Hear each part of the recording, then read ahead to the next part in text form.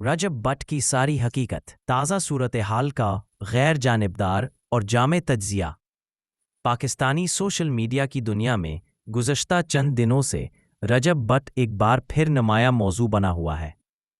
बरतानिया से डिपोर्ट किए जाने की खबरों ने न सिर्फ लोगों की तवज्जो अपनी तरफ खींची, बल्कि कई सवालात को भी जन्म दिया। आखिर क्या हुआ? असल वजह क्या थी? और पाकिस्तान वापस आते ही गिरफ्तारी की बातें क्यों ज़बान ज़दे आम हुईं?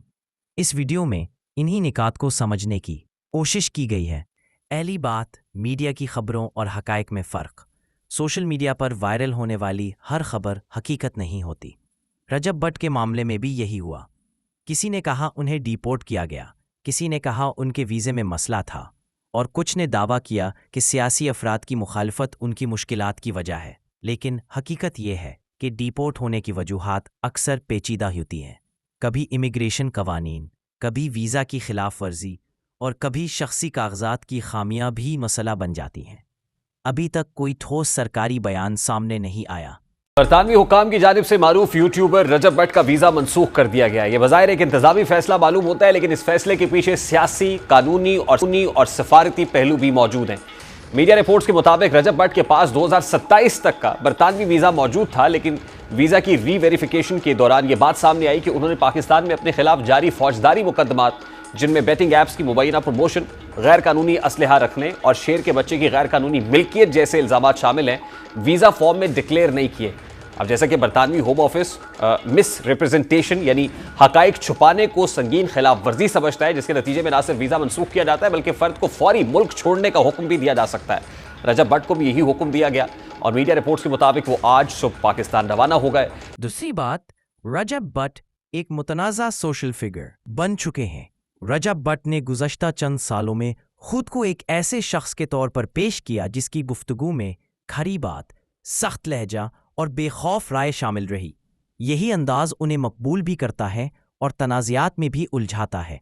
जो लोग उनकी हिमायत करते हैं उनके मुताबिक रजब बट की साफ गोई ताकतवर हलकों के लिए नापसंदीदा है। दूसरी तरफ नाकदीन कहते हैं कि रजब बट खुद मसाइल को दावत देते हैं और अक्सर हद से आगे निकलकर बात करते हैं। इस पेशरफ्त का एक और बुनियादी पस मंजर यह भी है कि रजब बट कई माह से पाकिस्तान में दर्ज मुकदमात के बाइस रूपोश थे और उन पर यही तासुर गालिब था कि वो बरतानिया में रहकर कानूनी कार्रवाई से बचने की कोशिश कर रहे हैं। ताहम जैसे ही वीज़ा मनसूखी हुई, बरतानवी हुकाम ने उन्हें मुल्क बदर कर दिया। दूसरी जानिब इस्लामाबाद हाई कोर्ट ने रजब बट और नदीम नानीवाला की वतन वापसी पर गिरफ्तार न करने का हुक्म भी दे दिया है, जिससे यह जाहिर होता है कि पाकिस्तानी अदालती निज़ाम उनकी वापसी को कानूनी तौर पर शफाफ बनाना चाहता है, ताकि उन्हें किसी गैर कानूनी तरीके से फौरी गिरफ्तार न किया जाए। अब अहम बात यह है कि इस दौरान पाकिस्तानी हुकूमत बरतानिया के साथ मतलूब अफराद की हवालगी, गैर कानूनी पाकिस्तानी तारिकीन की वापसी और बाहमी कानूनी ताउन बढ़ाने के लिए भी फ़ाल है, और बज़ाहिर रजब बट की वापसी भी इसी कोशिश का हिस्सा मालूम होती है।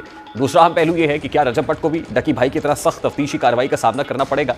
डकी भाई को बैटिंग ऐप से मुतालिक तशहीर के मामले में हिरासत में लेकर पूछताछ की गई थी, जिसका मकसद न सिर्फ मालियाती जराइम बल्कि ऑनलाइन जुआ और गैर कानूनी बैटिंग नेटवर्क की जड़ों तक पहुंचना था। रजब बट पर भी इसी नौयत का इल्जाम मौजूद है कि वो सोशल मीडिया प्लेटफॉर्म्स के जरिए बैटिंग ऐप्स की तशहीर में मुलव्विस है, जो कानून काबिल सजा जुर्म है, और कानून नाफिज करने वाले इदारे इस किस्म के मुकदमात में जीरो टॉलरेंस की पॉलिसी पर अमल पैरा है। अब ऐसे वक्त में जब वो पाकिस्तान वापस पहुंच रहे हैं, तो यह इम्कान मौजूद है कि FIA और दीगर कानून नाफिज करने वाले इदारे उन्हें दोबारा पूछगछ के लिए बुला सकते हैं। ताहम यह भी मुमकिन है कि रजब बट के खिलाफ कार्रवाई निस्बतन मुख्तलिफ हो, क्योंकि हर केस के शवाहिद, नौयत और कानूनी हैसियत एक दूसरे से मुख्तलिफ होती है। तीसरी बात, क्या वाकई पाकिस्तान आते ही गिरफ्तारी का खतरा था? यह वो सवाल है जिसने सोशल मीडिया को गर्म रखा। कुछ सहाफ़ियों और ब्लॉगर्स ने खदशा जाहिर किया कि उन पर मुख्तलिफ मुकदमात हैं, इसलिए उन्हें एयरपोर्ट पर रोका जा सकता है। लेकिन दूसरी तरफ अभी तक किसी सरकारी इदारे ने वाज़ेह तौर पर नहीं कहा कि रजब बट के खिलाफ कोई नया मुकदमा दर्ज हुआ है या उन्हें गिरफ्तार करने का फैसला किया गया है। ये तमाम कयास आराइयाँ इसलिए बढ़ती है कि रजब बट का लहजा अक्सर हुकूमती और गैर हुकूमती ताकतवर हलकों को चैलेंज करता है। ऐसे हालात में गिरफ्तारी के खदशात पैदा होना कोई नई बात नहीं। चौथी बात, रजब बट को सपोर्ट करने वाला तबका क्यों बढ़ रहा है? उसकी बुनियादी वजह एक ही है। अवाम का वो हिस्सा जो रिवायती सियासतदानों से मायूस हो चुका है, वो ऐसे लोगों को पसंद करता है जो निज़ाम की खराबियों पर सीधी बात करते हैं। रजब बट का यही स्टाइल इनकी शनाख्त है। लोग समझते हैं कि अगर किसी को सच बोलने पर मुश्किलात पेश आ रही हैं, तो उसकी वजह ताकतवर तबकात का दबाव है। पांचवी बात, लोगों के लगातार इंटरव्यू। अंदर की बात, تصویر میں نظر آنے والے انٹرویو کے مطابق کئی باتیں ایسی کی جاتی ہیں جو براہ راست تصدیق کے بغیر صرف رائے ہوتی ہیں۔ شاہد چوہدری سمیت کئی یوٹیوبرز نے یہ موقف رکھا کہ رجب بٹ کی مشکلات کا بڑا سبب ان کا سخت لہجہ ہے۔ کچھ حلقے ان کے بیانات سے ناخوش تھے۔ ڈیپورٹ ہونے کا معاملہ خالصتاً امیگریشن نوعیت کا بھی ہو سکتا ہے۔ یہ ساری باتیں ابھی بھی اطلاعات کی حد تک ہیں، سرکاری تصدیق نہیں۔ 6ویں بات، رجب بٹ کے لیے اگلے چند دن کتنے اہم ہیں؟ پاکستان میں ان کے واپس آنے کے بعد 3 چیزیں بہت معنی رکھتی ہیں۔ نمبر 1، ان کے خلاف اگر کوئی مقدمات ہیں تو وہ سامنے آئیں گے۔ نمبر 2، وہ خود پریس کانفرنس یا ویڈیو پیغام میں اصل صورتحال بتائیں گے۔ نمبر 3، ان کے حامی اور ناقد دونوں اپنی مہم شروع کر دیں گے۔ سوشل میڈیا اس وقت ایک جنگ کا میدان بنا ہوا ہے، جہاں ہر شخص اپنی مرضی کی کہانی بنا رہا ہے۔ حقیقت تک پہنچنے کے لیے رجب بٹ کا حتمی موقف سامنے آنا ضروری ہے۔ رجب بٹ کی اصل حقیقت ابھی پوری طرح سامنے نہیں آئی۔ جو بات یقینی ہے وہ یہ کہ وہ ایک متنازع مگر بااثر سوشل میڈیا فگر ہے۔ ان کے بیانات نے انہیں طاقتور حلقوں کے سامنے کھڑا کیا۔ ڈیپورٹ ہونے کی وجہ پر مختلف قیاس آرائیاں ہیں، اور پاکستان واپسی کے بعد ان کے لیے حالات آسان نہیں ہوں گے۔ حقیقت تبھی سامنے آئے گی جب سرکاری سطح پر بیان آئے گا یا رجب بٹ خود تفصیل بتائیں گے۔ آئیے سنتے ہیں رجب بٹ کی زبانی۔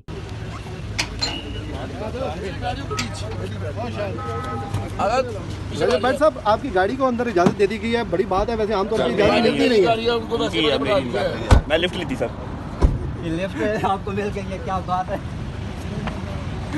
بتائیے کہ سب سے پہلے آپ کا جو کیس ہے وہ کیا ہے، اور آپ کو پروٹیکٹیو بیل مل گئی ہے، کب تک پیش ہو رہے ہیں کراچی میں؟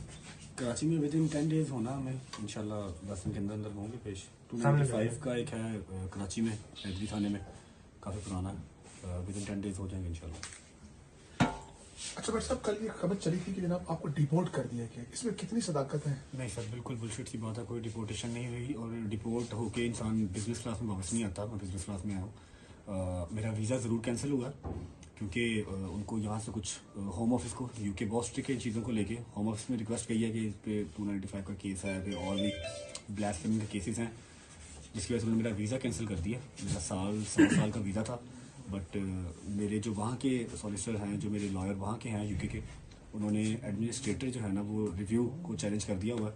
انشاءاللہ ہوپ فلی جو ہمارا ویزا رہتا ہے وہ ریوائیو ہو جائے گا، واپس آ جائے گا۔ اچھا، ہم نے دیکھا کہ ڈکی بھائی کو ایک بگ برادر کی مدد ملی، کیا آپ کو کسی میں کسی بگ برادر کی مدد ملی ہے؟ سر میں یہ میرے وکیل صاحب بات کریں گے، مجھے ایسا کسی بات نہیں۔ اچھا آپ بتائیں، آپ کو کیوں وہاں سے آپ کا ویزا بھی ریووک کیا گیا، اور کیا وجہ کیا بنی ہے؟ نہیں، سوشل میڈیا پہ چل رہا ہے کہ میرا بھی ویزا ریووک کیا گیا۔ میرا ویزا نہیں ریووک کیا گیا، میرے پاس برٹش سٹیزن شپ ہے، اور میرے پاس میرے اوپر بھی 2 FIR ہیں۔ ایک جو ڈکی والی آئی 196/25، اس کے اندر انہوں نے مجھے پچھلے میں ڈالا ہوا ہے اس FIR کے اوپر۔ اچھا، اور جو دوسری FIR میرے اوپر ہے وہ 252/25 ہے، وہ بھی جو گیملنگ کی میرے اوپر FIR دی ہوئی ہے۔ تو دونوں FIR میں ہم نے بیل شیٹ لیا اسلام آباد ہائی کورٹ سے، اور اب ہم متعلقہ عدالت میں پیش ہوں گے انشاءاللہ، اور آگے پرسیوٹ کریں گے اس کو۔